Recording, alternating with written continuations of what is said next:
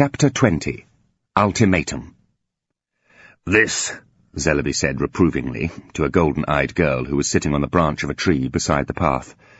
"This is a quite uncalled-for circumscription of my movements. You know perfectly well that I always take an afternoon stroll and that I always return for tea. Tyranny easily becomes a bad habit. Besides, you've got my wife as a hostage." The child appeared to think it over, and presently pushed a large bullseye into one cheek. "All right, Mr. Zellaby," she said. Zellaby advanced a foot. This time it passed, unobstructedly, over an invisible barrier that had stopped it before. "Thank you, my dear," he said, with a polite inclination of his head. "Come along, Gayford." We passed on into the woods, leaving the guardian of the path idly swinging her legs and crunching her bullseye. "A very interesting aspect of this affair is the demarcations between the individual and the collective," Zellaby remarked. "I've really made precious little progress in determining it. The child's appreciation of her sweet is indubitably individual. It could scarcely be other, but her permission for us to go on was collective, as was the influence that stopped us. And since the mind is collective, what about the sensations it receives? Are the rest of the children vicariously enjoying her bullseye too? It would appear not, yet they must be aware of it, and perhaps of its flavour. A similar problem arises when I show them my films and lecture to them. In theory, if I had two of them only as my audience, all of them would share the experience. That's the way they learn their lessons, as I told you. But in practice, I always have a full house when I go up to the Grange. As far as I can understand it, when I show a film, they could get it from one representative of each sex, but presumably in the transmission of visual sensation something is lost, for they all very much prefer to see it with their own eyes. It is difficult to get them to talk about it much, but it does appear that individual experience of a picture is more satisfactory to them, as, one must suppose, is individual experience of a bullseye. It is a reflection that sets off a whole train of questions." "I can believe that," I agreed, "but they are postgraduate questions. As far as I'm concerned, the basic problem of their presence here at all gives me quite enough to be going on with." "Oh," said Zellaby, "I don't think there is much that's novel about that. Our presence here at all raises the same problem." "I don't see that. We evolved here, but where did the children come from?" "Aren't you taking a theory for an established fact, my dear fellow? It is widely supposed that we evolved here, and to support that supposition it is supposed that there once existed a creature who was the ancestor of ourselves and of the apes, what our grandfathers used to call the missing link. But there's never been any satisfactory proof that such a creature existed. And the missing link, why, bless my soul, the whole proposition is riddled with missing links, if that is an acceptable metaphor. Can you see the whole diversity of the races evolving from this one link? I can't, however hard I try. Nor, at a later stage, can I see a nomadic creature segregating the strains which would give rise to such fixed and distinctive characteristics of race.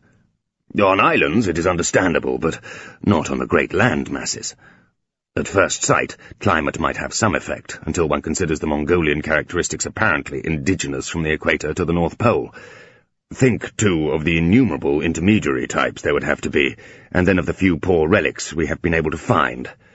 Think of the number of generations we should have to go back to trace the blacks, the whites, the reds, and the yellows to a common ancestor. And consider that where there should be innumerable traces of this development left by millions of evolving ancestors, there is practically nothing but a great blank. Why, we know more about the age of reptiles than we do about the age of supposedly evolving man. We had a complete evolutionary tree for the horse many years ago. If it were possible to do the same for man, we should have done it by now. But what do we have? Just a few, remarkably few, isolated specimens. Nobody knows where or if they fit into an evolutionary picture, because there is no picture, only supposition. The specimens are as unattached to us as we are to the children." For half an hour or so I listened to a discourse on the erratic and unsatisfactory phylogeny of mankind, which Zellaby concluded with an apology for his inadequate coverage of a subject which was not susceptible to a condensation into half a dozen sentences, as he had attempted. "However," he added, You will have gathered that the conventional assumption has more lacunae than substance. But if you invalidate it, what then? I inquired. Well, I don't know, Zellaby admitted, but I do refuse to accept a bad theory simply on the grounds that there is not a better, and I take the lack of evidence that ought, if it were valid, to be plentiful, as an argument for the opposition, whatever that may be. As a result, I find the occurrence of the children scarcely more startling, objectively, than that of the various other races of mankind that have apparently popped into existence fully formed, or at least with no clear line of ancestral development. So dissolute a conclusion seemed unlike Zellaby. I suggested that he probably had a theory of his own. Zellaby shook his head. No, he admitted modestly. Then he added, one has to speculate, of course, not very satisfactorily, I'm afraid, and sometimes uncomfortably. It is, for instance, disquieting for a good rationalist, such as myself, to find himself wondering whether perhaps there is not some outside power arranging things here. When I look round the world, it does sometimes seem to hold a suggestion of rather disorderly testing ground, the sort of place where someone might let loose a new strain now and then, and see how it will make out in our rough and tumble. Fascinating for an inventor to watch his creations acquitting themselves, don't you think?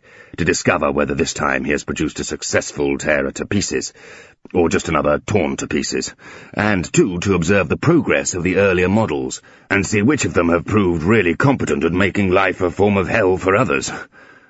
You don't think so? Ah, well, as I told you, the speculations tend to be uncomfortable. I told him, as man to man, Zellaby, not only do you talk a great deal, but you talk a great deal of nonsense, and make some of it sound like sense. It's very confusing for a listener. Zellaby looked hurt. My dear fellow, I always talk sense. It is my primary social failing. One must distinguish between the content and the container. Would you prefer me to talk with that monstrous dogmatic intensity, which our simpler-minded brethren believe, God help them, to be a guarantee of sincerity? Even if I should, you would still have to evaluate the content.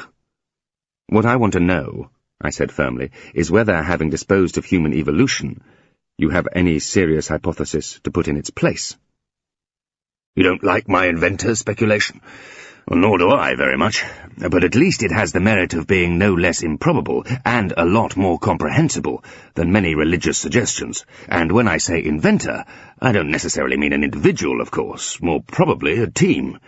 It seems to me that if a team of our own biologists and geneticists were to take a remote island for their testing ground, they would find great interest and instruction in observing their specimens there in ecological conflict. And after all, what is a planet but an island in space? But a speculation is, as I said, far from being a theory. Our circuit had taken us round to the Opley Road. As we were approaching the village, a figure, deep in thought, emerged from Hickham Lane, and turned to walk ahead of us. Zellaby called to him. Bernard came out of his abstraction. He stopped and waited for us to catch up. "You don't look," remarked Zellaby, "as though Torrance has been helpful." "I didn't get as far as Torrance," Bernard admitted, "and now there seems to be little point in troubling him. I've been talking with a couple of your children." "Not with a couple of them," Zellaby protested gently. "One talks with either the composite boy or the composite girl, or with both." "All right, I accept the correction. I have been talking with all the children. At least I think so, though I seemed to detect what one might call a strong Zellaby flavour in the conversational style of both boy and girl." Zellaby looked pleased. "Considering we are lion and lamb, our relations have usually been good. It is gratifying to have had some educational influence," he observed. "How did you get on?" "I don't think 'get on' quite expresses it," Bernard told him. "I was informed, lectured, and instructed. And finally, I have been charged with bearing an ultimatum." "Indeed? And to whom?" asked Zellaby. "I am really not quite sure. Roughly, I think, to anyone who is in a position to supply them with air transport." Zellaby raised his brows. "Where to?"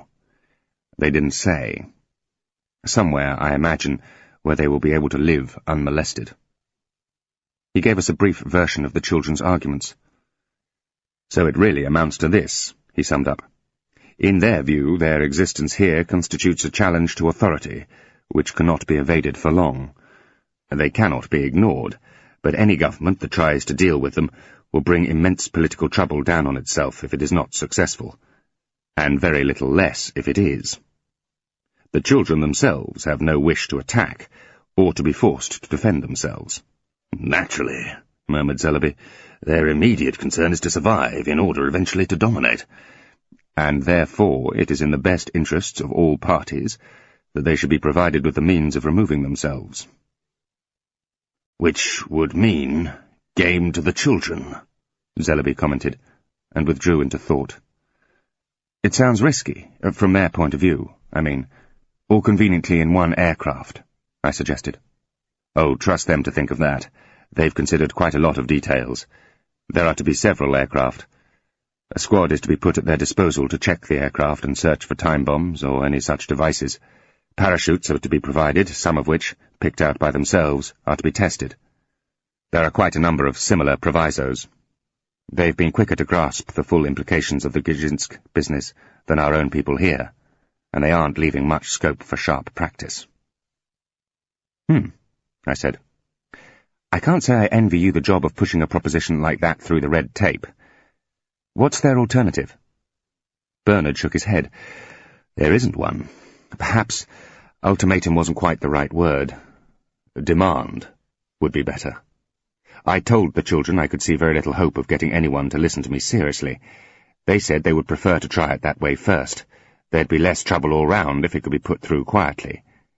If I can't put it across, and it is pretty obvious I shall not be able to do so by myself, then they propose that 2 of them shall accompany me on a second approach.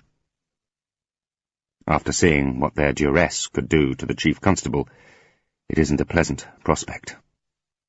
I can see no reason why they should not apply pressure at one level after another until they reach the very top, if necessary. And what's to stop them?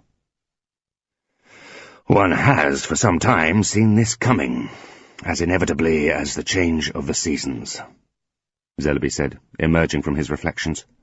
But I did not expect it so soon, nor do I think it would have come for years yet, if the Russians had not precipitated it. I would guess it has come earlier than the children themselves would wish to. They know they are not ready to face it. That is why they want to get away to some place where they can reach maturity, unmolested. We are presented with a moral dilemma of some niceness. On the one hand, it is our duty to our race and culture to liquidate the children, for it is clear that if we do not, we shall at best be completely dominated by them, and their culture, whatever it may turn out to be, will extinguish ours. On the other hand, it is our culture that gives us scruples about the ruthless liquidation of unarmed minorities, not to mention the practical obstacles to such a solution. Oh dear, how difficult. On the third hand, to enable the children to shift the problem they represent to the territory of people even more ill-equipped to deal with it, is a form of evasive procrastination which lacks any moral courage at all. It makes one long for H.G.'s straightforward Martians. This would seem to be one of those unfortunate situations where no solution is morally defensible.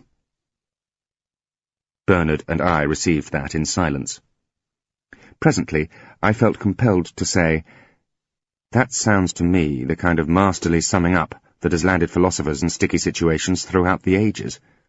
"Oh, surely not," Zellaby protested. "In a quandary where every course is immoral, there still remains the ability to act for the greatest good of the greatest number. Ergo, the children ought to be eliminated at the least possible cost with the least possible delay."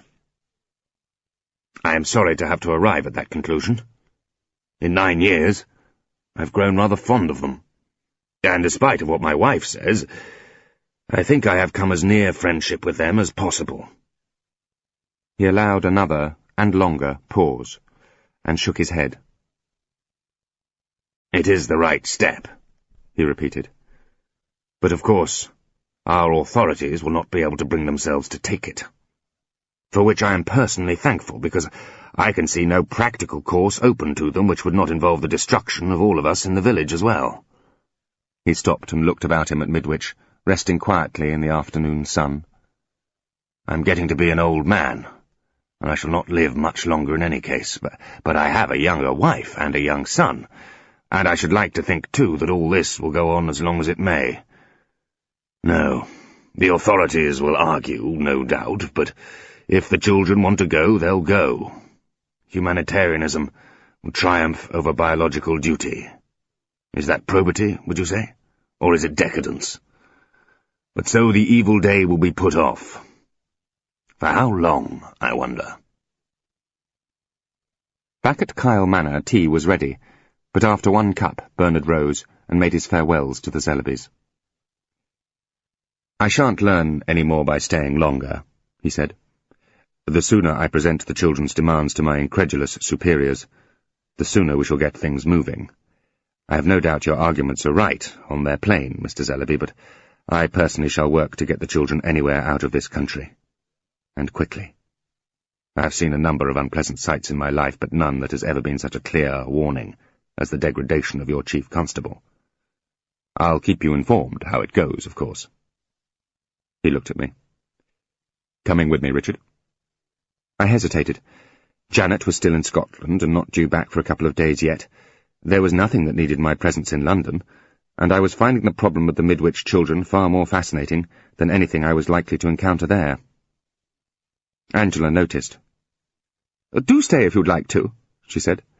"I think we'd both be rather glad of some company just now."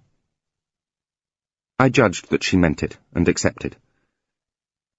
"Anyway," I added to Bernard, "we don't even know that your new courier status includes a companion. If I were to try to come with you, we'd probably find that I'm still under the ban." "Oh, yes, that ridiculous ban," said Zellerby.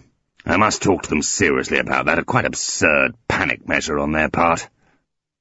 We accompanied Bernard to the door and watched him set off down the drive with a wave of his hand. "Yes. Game to the children, I think," Zellerby said again, as the car turned out into the road. "And set too, later on?" He shrugged faintly and shook his head. Thank you for watching the video. Subscribe to hear more great stories.